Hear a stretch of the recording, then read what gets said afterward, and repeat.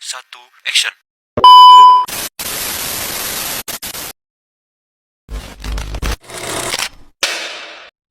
Perkenalkan, nama saya Sial Saragi dengan NIM 251411060 dan akan menjelaskan program bagian saya dari line 1 sampai 58. Dan di sini ada judul programnya itu kita namanya hitung kalori lanjutan. Lalu juga kita ada paket type dengan isinya itu ada record. Nama recordnya adalah identitas yang berisi nama itu string, umur integer, jenis kelamin char, tinggi badan real, berat badan real, aktivitas integer. Lalu kita akan mendeklarasikan juga dari record identitas tadi, yaitu nama array-nya data dari 1 sampai 100 dengan in-nya integer, total BMI-nya itu adalah real.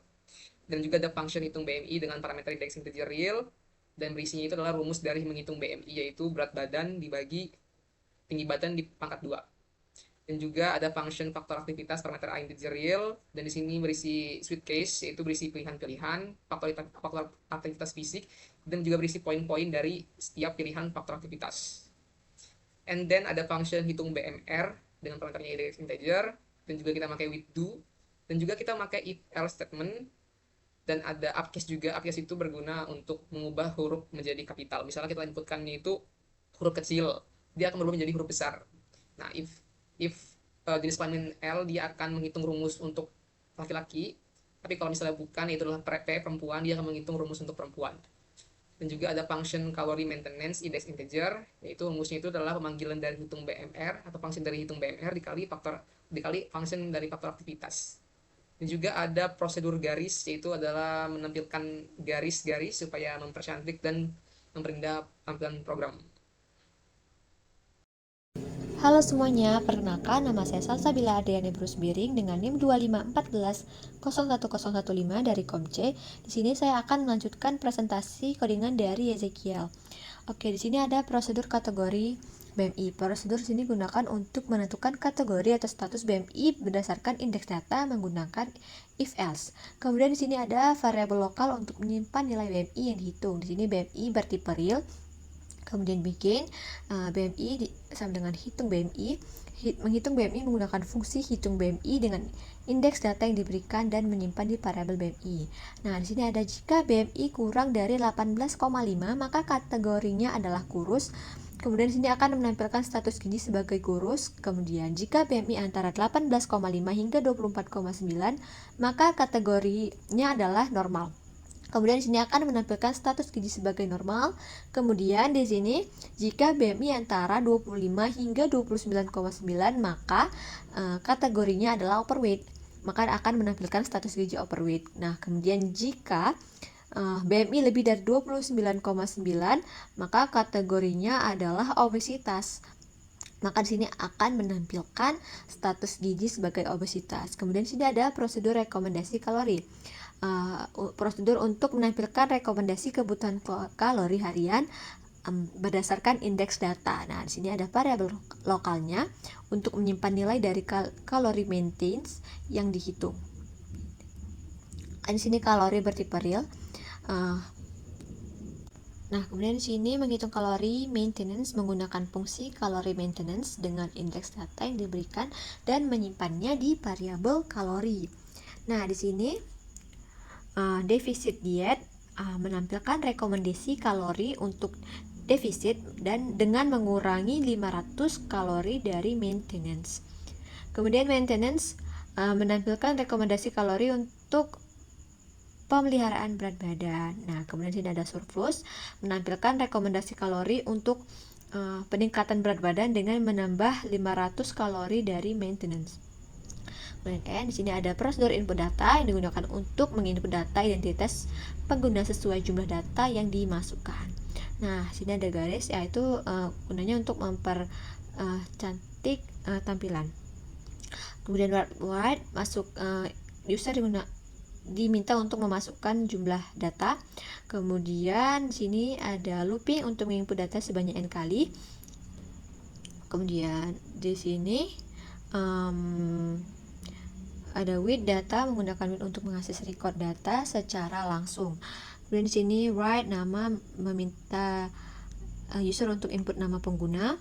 Kemudian write learn.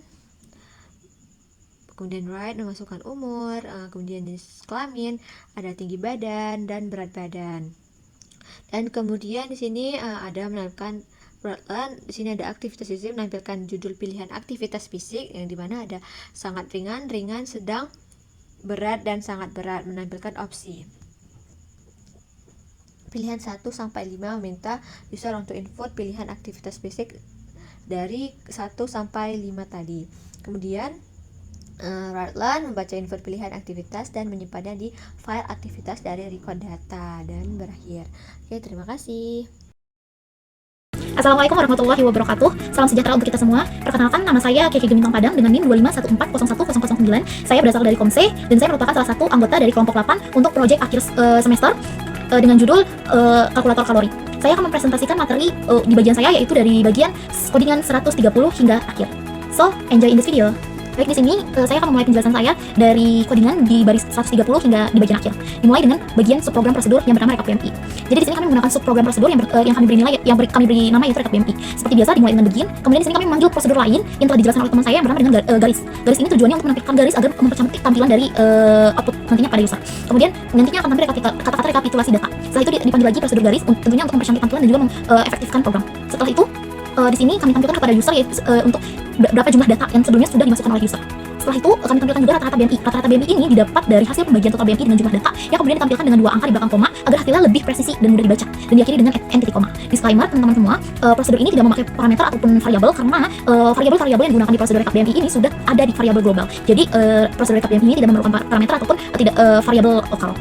Nah, selanjutnya mari kita masuk ke alur utama program atau yang biasa kita sebut sebagai ibu program ya. Di sini dimulai dengan pemanggilan prosedur yang bernama input data yang telah dijelaskan oleh teman saya sebelumnya.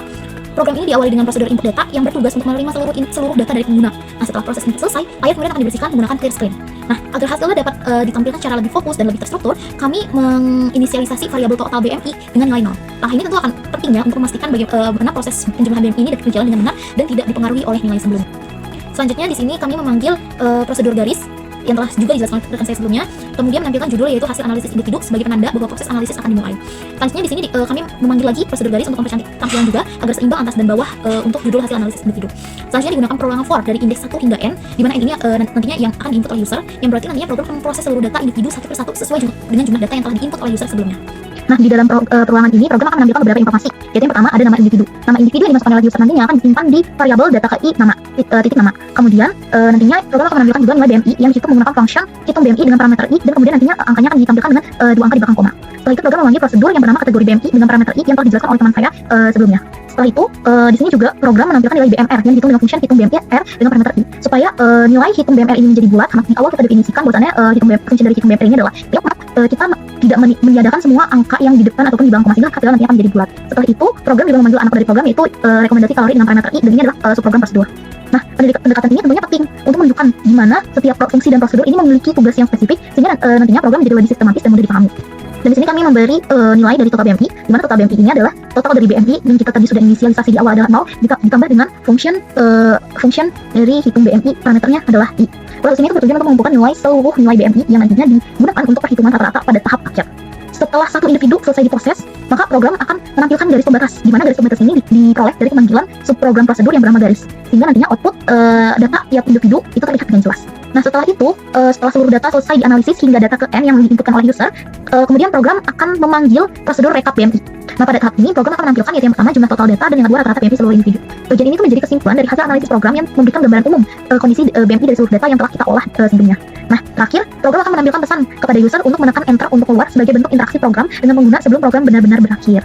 Dengan struktur yang seperti ini, program menjadi lebih informatif dan juga lebih rapi serta mudah dipahami oleh user. Walaupun user sekalipun adalah user yang awam yang menggunakan kalkulator kalori ini. Nah, dengan struktur seperti ini tentunya program tidak hanya berjalan dengan baik secara teknis, tetapi juga siap untuk dikembangkan lebih lanjut misalnya untuk analisis kesehatan yang lebih kompleks.